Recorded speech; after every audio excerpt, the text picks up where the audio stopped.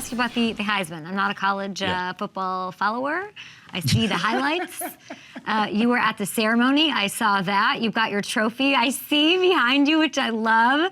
I feel like I just follow you, and I say, you liked everybody. You were very like, I don't care who wins, eeny, meeny, miny, mo. Did they get it right? Yeah, they got it right. And what I would say is, I've said this many times, every guy that was there that was worthy of winning. Every guy that was there was worthy of being there. Could there have been other guys there? Yeah, Shedeur Sanders could have been there. Cam Scadaboo could have been there from Arizona State. Bryson Daly from Army could have been there. But at the end of the day, what it seemed like to me was that the voters preferred Travis Hunter and what he did on both sides of the ball. Ashton Jeanty, I had a car ride back, a Sprinter van ride back with Ashton Jeanty after the award. Him, his girlfriend, I think girlfriend or fiance, his family, mom and dad, and we were in there talking about the situation. And yes, there's a feeling that Ashton Jeanty should have won. People believe that. He certainly believes that. And he's about to break Barry Sanders' record. Like, there's so much of that you can say, boom, this guy should have won it. But the fact is that Travis Hunter was in the race this year, playing both sides of the ball, making an impact at corner with 4 interceptions and also at receiver with over 1,000 yards receiving. And we've never seen anything like that before. So I do believe Travis Hunter was the right guy to win the award, but I can understand any argument for Ashton Jeanty being the one. What team do we want? Let's say I make the rules. Robert gets to pick where Travis goes. I want to know the team, and I want to know what position. Okay. If I could pick, it would be, this is a fantasy world, okay?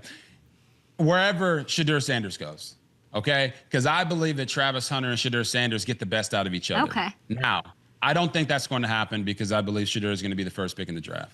So now in the real world, it's the New England Patriots. The reason it's the New England Patriots is because, who do you want? I don't know anything. I just didn't think you were going to say Patriots, but go ahead, explain. No. Patriots had the third pick in the draft. Yes. I believe the first 2 picks will be quarterbacks. The Raiders need a QB. The Giants need a QB. All right, so if it plays out the way it is right now, the Patriots will be the 3rd pick. You got Drake May there. Him and Christian Gonzalez is very cute. I like that. And I love the point you're making there, because I sat down with Travis Hunter for Out of Pocket with RGIII. Me and my wife, we interviewed him, had a great conversation. And the conclusion to the conversation was, he needs to play both ways at the NFL level. Wow. He needs to, because it helps him be the best player he can be. He feeds off of playing both sides of the ball.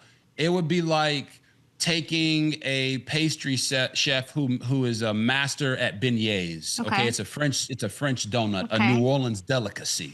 And I'm now going to go tell him, you can no longer make beignets. You can only make cakes. It'll stifle him. It'll stifle him. So I believe Travis Hunter playing receiver and playing DB full-time in the NFL is going to help him be the best player he can be. It's all he knows. What a bright spot for the Patriots. If you can get that help on defense with another great corner, somebody who's unheralded, I think still, Christian Gonzalez.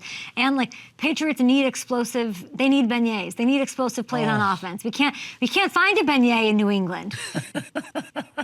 You really can't. But I'm telling you, he told us point blank period, he feeds off of making plays on defense, and it helps him on offense. He's done this his whole life. Since he was 6 years old, he's played offense and defense every single snap. So don't change him.